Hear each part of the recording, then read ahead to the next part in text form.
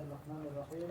باب به قال حدثنا ابن ابي مريم قال اخبرنا نافع بن عمر قال حدثني ابن ابي مليكه عن اسماء بنت ابي بكر رضي الله عنها ان النبي صلى الله عليه وسلم صلى صلاه الكسوف فقام فاطال القيامه ثم ركع فاطال الركوع فقام فاطال القيامه ثم ركع فاطال الركوع ثم ركع ثم سجد فاطال السجود ثم ركع ثم سجد فاطال السجود ثم قام فاطال القيامه ثم ركع فاطال الركوع ثم ركع فأطال القيامة ثم ركع فأطال الركوع ثم ركع فسجد فأطال السجود ثم ركع ثم سجد فأطال السجود ثم انصرف فقال أذنت مني الجنة حتى لو اشتركت عليها لجئتكم بقطار من قطافها وزنت مني النار حتى قلت أي ربي أو أنا معهم فإذا امرأة حسبت أنه قال تخبطها ذرة قلت ما شأن هذه؟ قالوا حبستها حتى ماتت جوعا لا أطعمتها ولا أرسلتها تأكل. قال نافع حسبته أنه قال من خشيش الأرض أو خشاش. باب ایک قول یہ ہے کہ یہ باب فی الباب ہے یعنی ما یقرأ بعد التکبیر. دوسرا قول یہ ہے کہ باب یجوز الدعاء فی وسط القراءة، قراءت کے درمیان دعا. تیسرا یہ باب فی ضم سورت ملانا. باب جواز الدعاء فی الرکوع، رکوع میں دعا جائز ہے. باب اعتدال القیام، قیام معتدل ہو اور عدم تطویل. اللہ کے رسول نے صلاۃ الکسوف پڑھائی فقامت اطوال القیامہ، یعنی قیام طویل تھا لیکن فرائض میں نہیں. رکعہ فاتحہ اور رکوع، ان رکوع میں دعا فرمائی ہو. مقام فاطوال القیام ثم رکعہ فاطوال الرکوع. تو اس میں اشارہ ہے دعا فی الرکوع کی طرف. اس کے بعد ثم رفع ثم سجد فاطوال السجود ثم رفع ثم سجد فاطوال السجود، دو رکوع دو سجدے. ثم قام فاطوال القیام ثم رکع فاطوال الرکوع ثم رفع فاطوال القیام ثم رکع فاطوال الرکوع. پھر دوسری رکعت میں بھی یہی ہے. ثم انصرف، پھر فارغ ہو گئے. فقال قد بدت مني الجنة، جنت مجھ سے قریب ہو گئی. جنت کی شکل صورت، جنت کی مثال میرے سامنے کر دی گئی. حتى لو اشترأت عليها لجئتكم بقطواف من قطوافها. اگر میں جرت کرتا تمہارے پاس لاتا ایک کچھا کچھوں میں سے، خوشہ خوشوں میں، پنچ. نار میرے قریب ہو گئے یہاں تک کہ میں نے کہا اے رب وأنا معهم، یعنی اہم معذبون وأنا معهم، کیا لوگوں پر عذاب آئے گا جب تک میں موجود ہوں. حمزہ اور واو کے درمیان جو مقدرات کرتے ہیں اس میں یہ تھا نحن اہم يعذبون وأنا معهم. حالانکہ آپ نے فرمایا ہے اے اللہ وما كان الله معذبهم وأنت فيهم، اللہ تعالیٰ عذاب نہیں دیتے جب تک آپ ان میں موجود ہیں، تو عذاب عام نہیں دیتے. وما كان الله معذبهم وهم يستغفرون، اللہ تعالیٰ عذاب نہیں دیتے وهم يستغفرون، جبکہ مسلمان استغفار کرنے والے ہیں. مکہ مکرمہ میں مستضعفین ہیں وهم يستغفرون، اور مشرکین بھی استغفار کرتے ہیں. طواف میں غفرانک کہتے ہیں. تو اس حال میں عذاب نہیں ہوگا. عذاب سے مانے دو چیزیں ہیں، رسول اللہ صلی اللہ علیہ وسلم کی موجودگی، بلکہ ہر پیغمبر کی موجودگی۔ جب اپنی قوم میں موجود ہوتے ہیں پیغمبر تو عذاب نہیں آتا، ان کو نکالا جاتا ہے، اس کے بعد عذاب آتا ہے۔ اور دوسرا معنی من العذاب ہے استغفار۔ استغفار میں دونوں قول ہے، یہ استغفار کرنے والے مسلمان اندر موجود ہیں مستضعفین جو ہجرت نہیں کر سکتے۔ نمبر 2 استغفار کرنے والے مشرکین، وہ بھی غفرانک کہتے ہیں، اس لیے یہ مانع من العذاب ہے۔ لو تزینوا، اگر مستضعفین ہٹ جائیں، لعذبنا الذین کفروا منهم عذابا علیما، پھر ہم باقی لوگوں کو عذاب دیں گے۔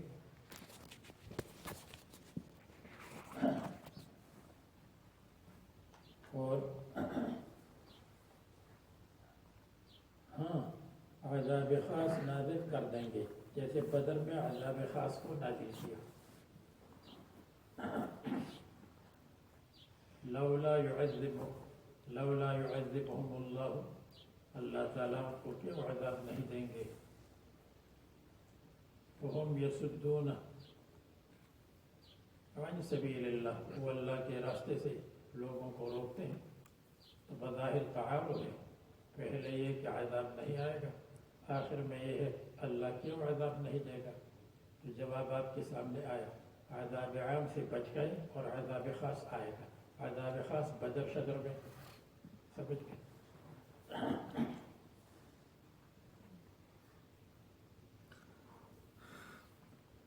بہرحال یہ تو قرآن کریم کی تفسیر سے تعلق ہے اس کا۔ تو وَأَنَا مَعَهُمْ فَإِذَا امْرَأَةٌ حَسِبْتُ أَنَّهُ قَالَ تَخْدِشُهَا هِرَّةٌ تَجْرَحُهَا هِرَّةٌ، ہرہ نے اس کو زخمی کیا، تو ما شأن هذه، اس کا کیا حال ہے؟ قالوا حبستها حتى ماتت جوعا لا أطعمتها ولا أرسلتها، نہ اس کو کھلایا نہ اس کو چھوڑا۔ معلوم ہوا کہ اللہ تعالیٰ کے ہاں حیوانات کی بھی حقوق ہے، حیوان کا حق ہے کہ اس کو اچھی طرح رکھو، اگرچہ وہ کتا ہو۔ اس لیے اس عورت کی مغفرت ہو گئی جبکہ وہ خراب عورت تھی، اس لیے کہ اس نے کتے کو پانی پلایا جبکہ کتا مجبور اور پیاسا تھا۔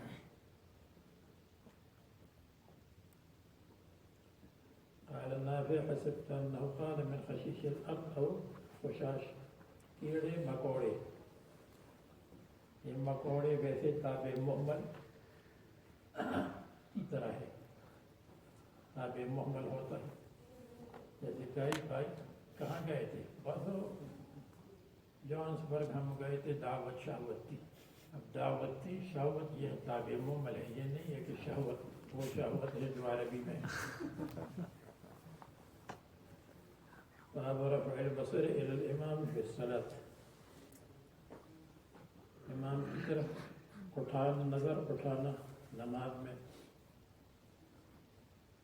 یعنی مقتدی امام کی طرف دیکھے گا۔ امام مالک کا مذہب ہے، مصنف نے امام مالک کے ساتھ موافقت کی، امام کی طرف دیکھے گا۔ احناف وغیرہ کی نزدیک جب آدمی کھڑا ہو تو محل سجدہ کو دیکھے گا، رکوع ہو تو قدمین کو دیکھے گا، سجدہ میں ناک کی طرف دیکھے گا، بیٹھا ہو تو فخذین کی طرف دیکھے گا۔ اور یہ جو رفع البصر ہے یہ اتفاقاً ہے بے اختیار، جیسے ہم یہاں کھڑے ہیں اور دیکھتے ہیں سجدے کی جگہ، لیکن بے اختیار کار وہاں سے جا رہی ہے یہاں پہ، تاکہ پہلی رکعت آخر میں شرکت کرے، تو اس کو بے اختیار کرتے ہیں۔ سامنے جاتے ہیں، سامنے حضرات رہتے ہیں، حضرات خواتین رہتی ہیں۔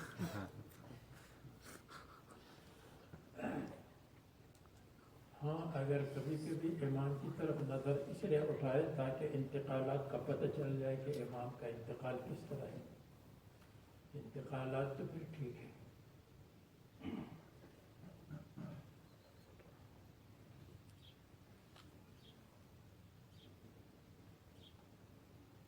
قالت عائشة قال النبي صلی اللہ علیہ وسلم فی صلاة الكسوف رأيت جہنم، معلوم ہوا کہ آگے دیکھ رہی تھی، یحتم بعضها بعضا یکسر بعضها بعض بعض کو توڑتی تھی،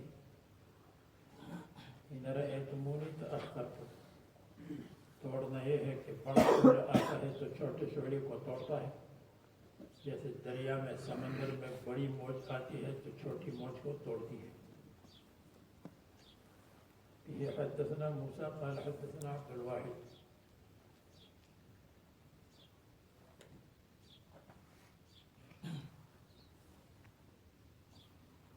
میں نے سوچا ہمارا ساتھی ہے یہ۔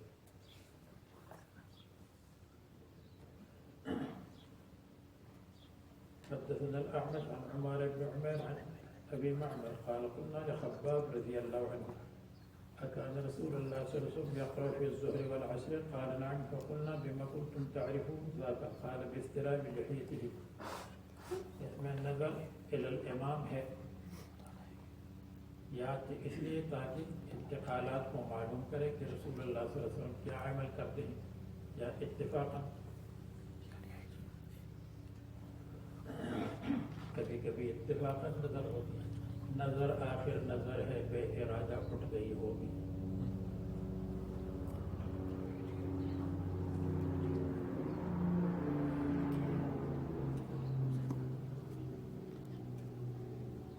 اضطراب لحیتہ ہی، داڑھی مبارک کے ہلنے سے پتہ چلتا تھا کہ قرات فرما رہے ہیں۔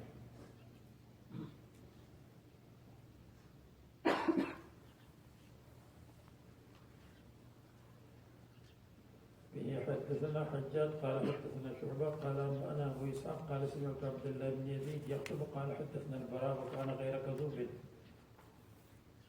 آپ کو بتایا تھا الکذب منفی عنہ نفیا مؤکدا، بالکل کذب ان سے منفی ہے، اس میں نفی المبالغہ نہیں ہے، مبالغہ پھر نفی ہے۔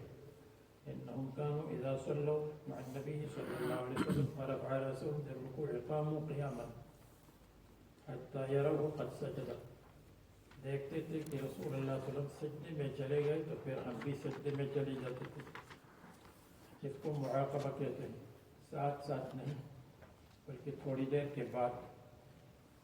حدثنا اسماعیل قال حدثني مالك عن زيد بن اسلم عن عطاء بن يسار عن عبد الله بن عباس قال خسفت الشمس على عهد النبي صلى الله عليه وسلم فصلى، قالوا يا رسول الله رأيناك تناولت شيئا، ہم نے آپ کو دیکھا کہ آپ نے کسی چیز کو لینے کا ارادہ کیا، فی مقام کا، اپنی جگہ پر، ثم رأيناك تكعكعت، پھر ہم نے دیکھا تأخرت، فقال إني رأيت الجنة فتناولت عنقودا خوشا ولو أخذته، اگر میں لیتا تو تم اس سے کھا لیتے، ما بقیت الدنیا لأکلتم منه۔ اگر کوئی اشکال کرے تناولت شیئا سے معلوم ہوا کہ لیا ہے، تناولت اخذت، ولو اخذته سے معلوم ہوا کہ نہیں لیا ہے، دونوں میں منافات ہے۔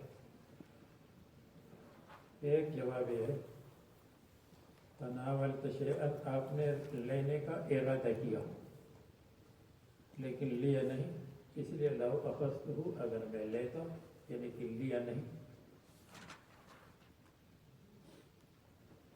تعارض کا اشکال نہیں،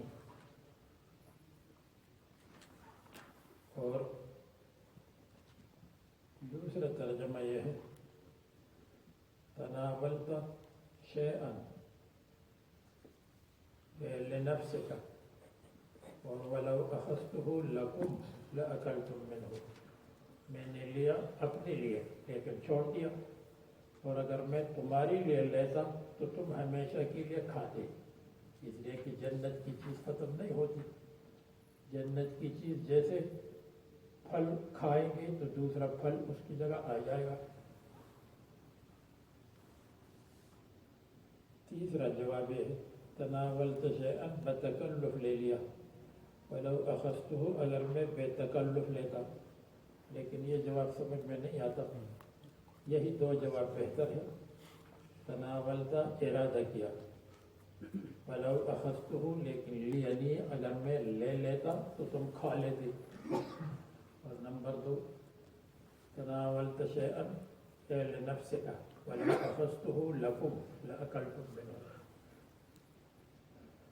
اس کے بعد حدثنا محمد بن سنان قال حدثنا فليح قال حدثنا هلال بن علي عن انس بن مالك قال صلى النبي صلى الله عليه وسلم ثم رقي المنبر. رقيا چڑھنا, رقا يرقي دم کرنا. فاشار بيديه قبلة المسجد ثم قال لقد رأيت الآن منذ صليت لكم الصلاة الجنة والنار. جنت اور نار کی تصویر اللہ تعالیٰ نے پیش فرمائی. ممثلتین فی قبلۃ هذا الجدار, جو کہ مصورتین ہیں, جن کی تصویر اور جن کی شکل بنائی گئی تھی اس درخت اس دیوار کے قبلے میں, لیکن بالکل اصلی کی طرح. اس لیے رسول اللہ صلی اللہ علیہ وسلم جہنم کی وجہ سے پیچھے ہٹ گئے اور جنت کی وجہ سے آگے بڑھ گئے. فلم ارک اليوم فی الخیر فلم ار یوما كهذا اليوم في الخير ولم ار شرا كهذا الشر. 3 مرتبہ فرمایا فلم ار خیرا كهذا اليوم في الخير ولم ار شرا كهذا الشر. باب رفع البصر الى السماء في الصلاة. ترجمہ کا مقصد مکروہ ہے, خشوع کے ساتھ منافی ہے کہ آسمان کی طرف دیکھے. اگرچہ آسمان محل دعا ہے لیکن نماز میں محل دعا نہیں.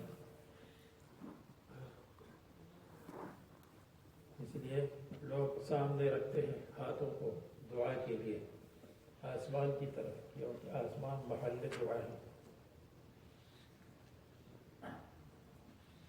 سلفی کہتے ہیں ہاتھ اس لیے آسمان کی طرف اٹھاتے ہیں کہ اللہ تعالیٰ اوپر مستقر ہے عرش پر آسمان میں. حدثنا علي بن عبد الله قال حدثنا يحيى بن سعيد قال حدثنا ابن ابو عروبه قال حدثنا قتاده ان انس بن مالك حدثه قال النبي صلى الله عليه وسلم ما بال اقوام يرفعون ابصارهم الى السماء. کیا نظر اٹھاتے ہیں في صلاتهم.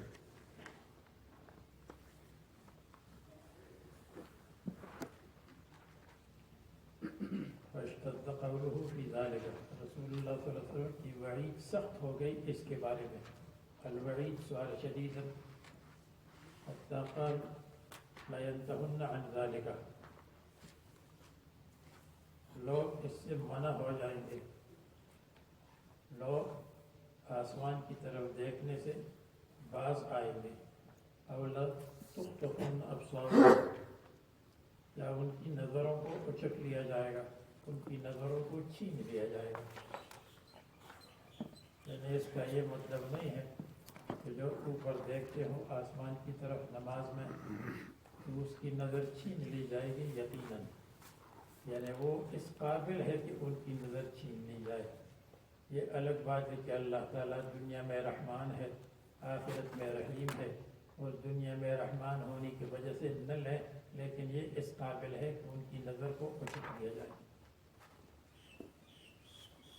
تو یہ قابلیت کی بات ہے. یہ نہیں کہے گا کسی نے اوپر دیکھا اس کی نظر نہیں گئی تو وہ کہے گا کہ میری نظر تو بحال ہے, مستحق ہے. اور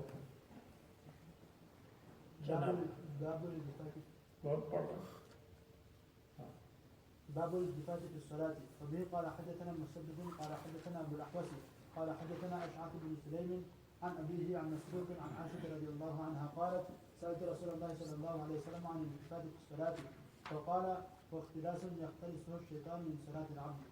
وبه قال حدثنا قتيبة قال حدثنا سفيان عن الزهري عن عروة عن عائشة رضي الله عنها أن النبي صلى الله عليه وسلم صلى في خميسة لها أعلام فقال شغلني أعلام هذه اذهبوا بها إلى أبي جهم فأتوني بأنبجانية.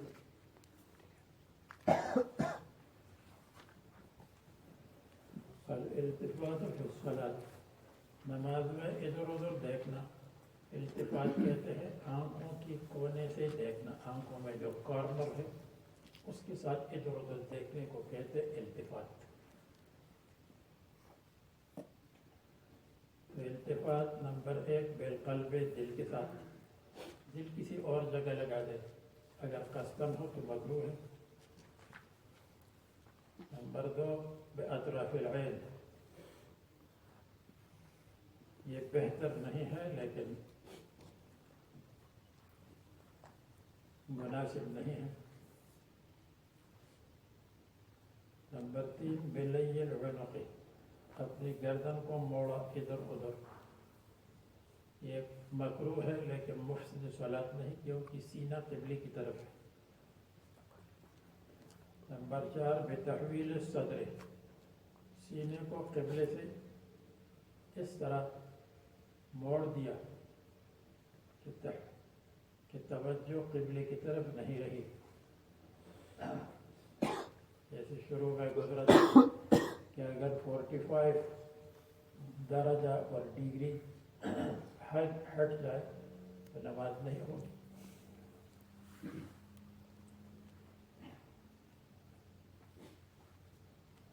التفات مکروہ ہے.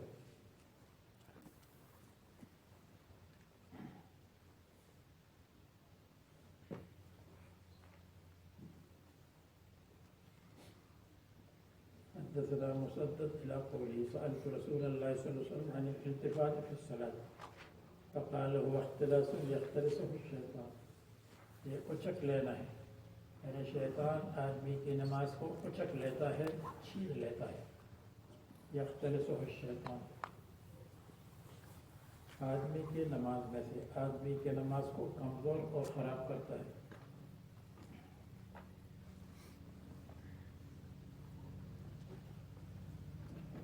حدثنا قتيبة قال حدثنا سفيان عن الزهري عن عروة عن عائشة أن النبي صلى الله عليه وسلم صلى في خميسة. خميسة کا مطلب کمبل خميسة کا مطلب شال لها اعلام جس کے اطراف پر نقوش بنے ہوئے تھے جس کے کنارے پر پھول وغیرہ ہوتے ہیں. جیسے عام طور پر آپ جانتے ہیں کہ جو مرد کی شال ہوتی ہے اس کے اطراف میں کچھ نقوش ہوتے ہیں. فقال شغلني اعلام هذه اس کی نقوش نے مجھ کو مشغول کر دیا نماز سے توجہ ہٹا دی. اگر کوئی اور ہوتا تو غافل ہوتا. رسول اللہ صلی اللہ علیہ وسلم مشغول ہو گئے اس کے دیکھنے میں. اور ان افعال اور ایسے افعال کا ظاہر ہونا رسول اللہ صلی اللہ علیہ وسلم سے امت کی تعلیم کے لیے ہے کہ تم جب نماز پڑھتے ہو تو غیر نماز میں مشغول نہ ہو. اذهبوا بها الى ابي جهم اس کو ابو جہم کے پاس لے جاؤ اور ان کے ہاں سے سادہ شال لاؤ اور دوسرا اس لیے لاؤ تاکہ وہ محسوس نہ کریں تاکہ وہ یہ نہ کہے کہ میرا ہدیہ واپس ہوا. اس سے معلوم ہوا کہ اگر کوئی ہدیہ آدمی کے کام کا ہدیہ نہیں ہے اور واپس کرنا چاہتا ہے تو واپس کرنے کی یہ صورت ہے کہ اس سے کہے بھائی فلان چیز اس کی جگہ اگر آپ کے پاس ہو تو دے دو وہ میرے کام آ جائے. یہ ایک طریقہ. اور دوسرا طریقہ عام ہے کہ ہدیہ آپ کے کام کا نہ ہو تو کسی اور کو دے دو. اب لنگیاں ہمارے پاس لوگ لاتے ہیں بہت زیادہ. ملیشیا انڈونیشیا والے آتے ہیں تو لنگی لاتے ہیں اور لنگی ہمارے کام کی نہیں ہوتی تو جب جمع ہو جاتی ہیں تو پھر دے دیتے ہیں. لنگی استعمال کرنے والوں کو نیچے استعمال کرتے ہیں. لنگی ازار.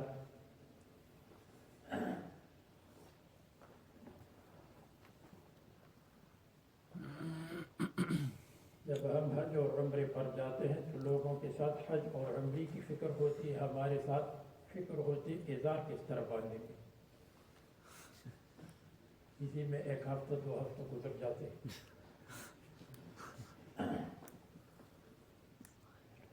شغلنی اعلام هذه تو یہ ہو گیا.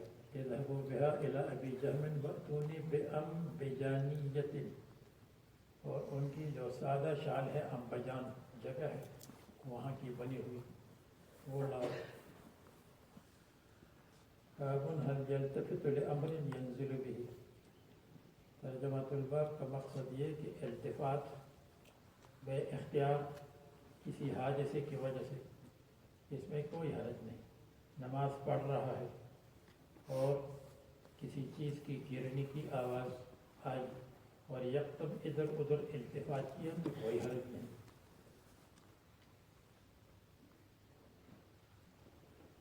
الالتفات من غیر اختیار لا حرج فیہ.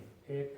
نمبر 2 الالتفات لحاجت ولواقعت لا حرج فیہ لضرورت لا حرج فیہ لامر ينزل به. کوئی واقعہ جیسے میں نے بتایا کہ زور کی آواز آئی اور التفات ہوا. او یرا شیئا کہ کسی چیز کو دیکھا بے اختیار.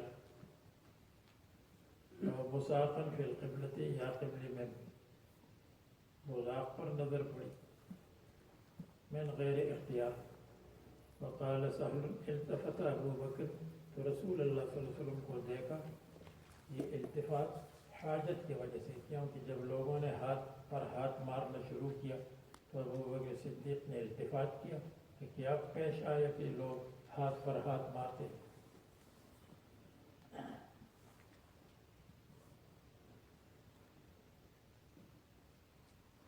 حدثنا قتيبة قال حدثنا الليث عن نافع عن ابن عمر قال رأى رسول الله صلى الله عليه وسلم مقامة في قبلة المسجد بلغم وهو يصلي بين يدي الناس فحتها فرجع ثم قال حين انصرف إن أحدكم إذا كان في الصلاة فإن الله قبل وجهه كما مر فلا يتمخمن أحدكم قبل وجهه في الصلاة. رواه موسى بن عقبة وابن أبي الرواد عن نافع. حدثنا يحيى بن بكير قال حدثنا الليث عن عقيل عن ابن شهاب قال أخبرني أنس بن مالك قال بينما المسلمون في صلاة الفجر لم يفجأهم إلا رسول الله صلى الله عليه وسلم. اچانک ان کے پاس نہیں آئے مگر رسول اللہ صلی اللہ علیہ وسلم اچانک آ گئے.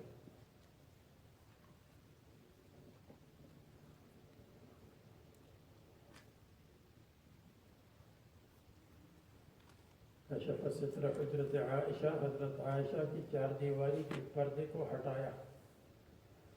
فنظر الیہم وہم صفوف فتبسم یضحک. تبسم فرمایا اور شروع کیا ضحک کو.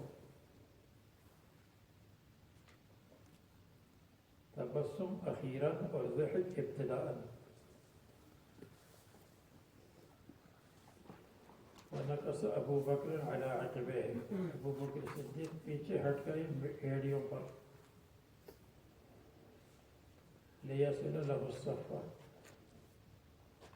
تاکہ مل جائے رسول اللہ صلی اللہ علیہ وسلم کی وجہ سے صف کے ساتھ. فظنہ یرید الخروج. وہ خروج کا ارادہ لیکن خروج کا ارادہ نہیں. فہم المسلمون ان یفتتنوا. اور مسلمانوں نے ارادہ کیا یعنی بے اختیار ان یفتتنوا فی صلاتہم. نماز کے اندر فتنے پر بڑھ جائے ہنسی شروع ہو جائے.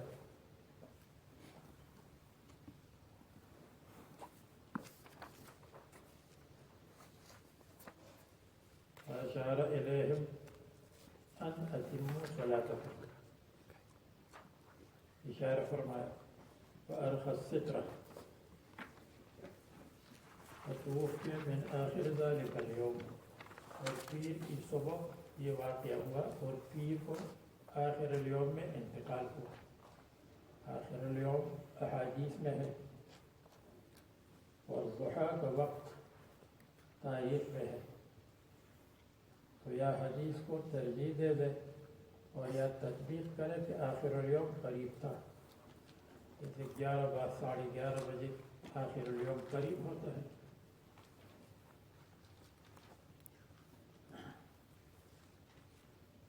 اب اس کے بعد مصنف قراءت خلف الامام کے مسئلے کو بیان کرتے ہیں. قراءت خلف الامام اس میں چند مسائل ہے. شافعیہ کہتے ہیں لا صلاۃ لمن لم یقرأ بفاتحۃ الکتاب، فاتحہ کے بغیر کام نہیں چلتا. اس لیے قراءت 4 رکعات میں فرض ہے. اگر 4 رکعات ہو تو چاروں میں فرض اور ضروری ہے.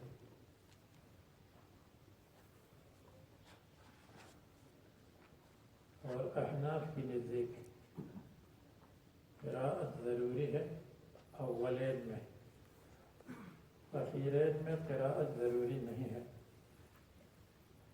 اس لیے کہ مصنف عبدالرزاق میں ہے ان شاء سبح فی الاخرین و ان شاء قرأ، تسبیح پڑھے یا قراءت پڑھے. تو قراءت مستحب سنت کے درجے میں ہے، واجب نہیں ہے. امام محمد سے مروی ہے کہ قراءت جمیع الرکعات میں ہونی چاہیے، ضروری ہے. اور عینی نے کہا اس پر فتویٰ ہونا چاہیے، سب رکعات میں قراءت ضروری ہے سورہ فاتحہ.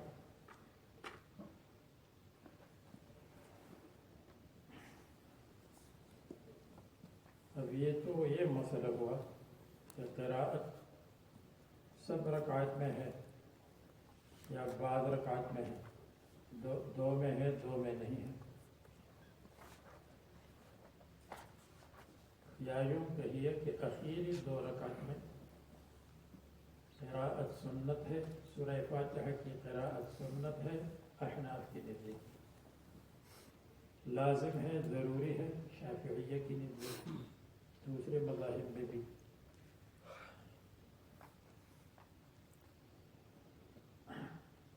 امام مالک کی نزدیک 3 رکعت میں ضروری ہے.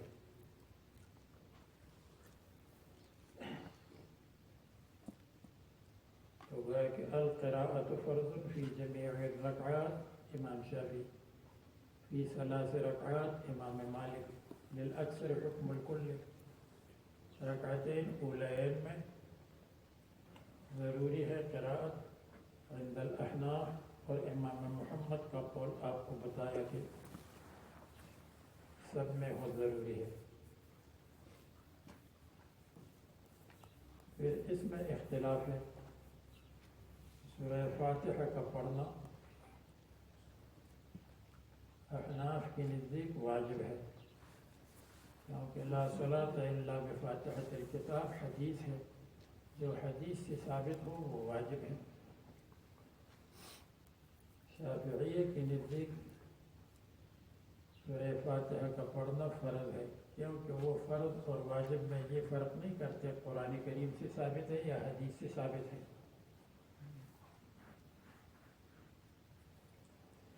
یہ دوسرا اختلاف ہے کہ فرض ہے یا واجب ہے.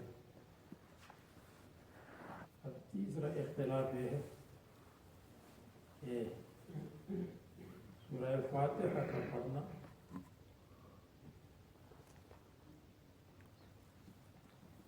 سب پر لازم ہے یا امام اور منفرد پر لازم ہے، مقتدی پر ہے یا نہیں ہے. یہ تیسرا اختلاف. اس اختلاف میں یہ قراءت خلف الامام احناف احناف کے نزدیک مکروہ تحریمی ہے.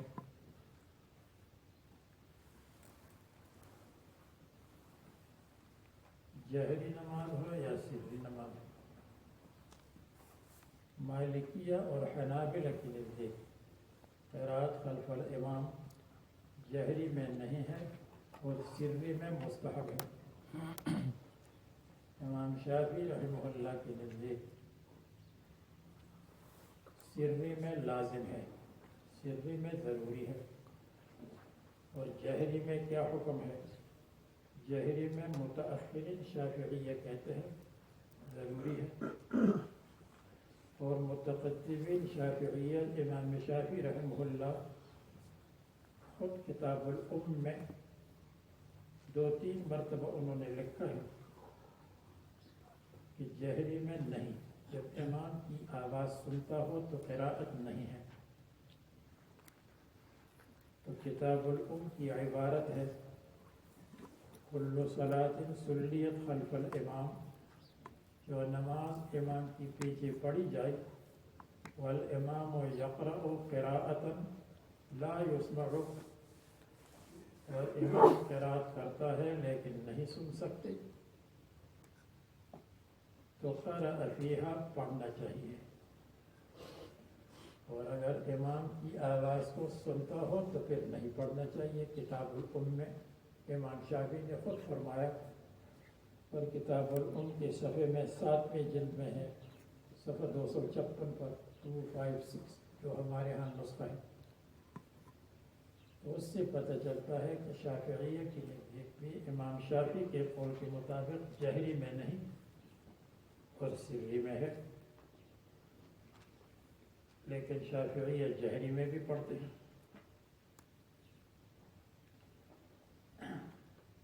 اس لیے علامہ ابن تیمیہ کہتے ہیں وَهَذَا أي السکوت، یعنی سکوت جہری نماز میں احد قولی الشافعی، امام شافعی رحمہ اللہ کا ایک قول ہے، واختارہ الحذاق من اصحابہ، اور شافعیہ میں جو ہوشیار مجتہدین ہیں انہوں نے اس کو اختیار کیا ہے، جیسے عز الدین ابن عبد السلام وغیرہ.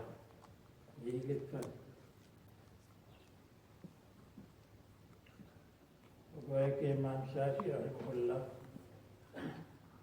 اصل مذہب جو انہوں نے لکھا ہے کہ جہری میں جب نماز جہری ہو اور قرأت کو سنتا ہو تو نہیں، سری میں ضروری ہے. یا اسی طرح اگر جہری نماز ہے لیکن آواز ہی نہیں سنتے پھر بھی پڑھ لے، اس لیے کہ لا یسمع، جب لا یسمع ہو تو پڑھنا چاہیے، امام شافعی رحمہ اللہ نے فرمایا ہے. اسی طرح مغنی نے ابو ابن قدامہ میں مغنی میں بھی لکھا ہے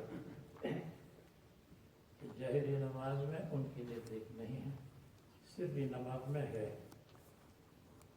اب اگر یہ قول لیا جائے تو اس کا خلاصہ یہ ہے کہ صرف سری نماز میں اختلاف ہے. احناف کی نزدیک سری نماز میں نہ پڑھے، شافعیہ کی نزدیک سری نماز میں ضرور پڑھنا سورہ فاتحہ، ضرور بھی ضرور لازم ہے. اور حنابلہ اور مالکیہ کی نزدیک پڑھنا مستحب ہے. یہ خلاصہ ہو گیا. باقی جو لا صلاة الا بفاتحة الکتاب، صلاۃ نہیں ہے لمن لم یقرأ بفاتحة الکتاب، جو سورہ فاتحہ نہ پڑھے اس کی نماز نہیں ہے. اس کی تفصیل تو انشاءاللہ بعد میں بیان کریں گے، لیکن ابھی یہ سمجھ لیں کہ یہاں من کا لفظ آیا ہے، اور من کبھی تمام افراد کے لیے آتا ہے اور کبھی من بعض افراد کے لیے آتا ہے. پہلے میں کہتا تھا کہ من عموم کے لیے آتا ہے یا من جنس کے لیے آتا ہے. جنس کی جگہ آسان لفظ کر دیں بعض افراد کے لیے، تو من کبھی بعض افراد کے لیے آتا ہے. جیسے من بعض افراد کے لیے آتا ہے، اس لیے اس پر من کل داخل ہوتا ہے، کل من جاءنی فلہ درہم، کل داخل ہوا اس لیے کہ من بعض افراد کے لیے آتا ہے۔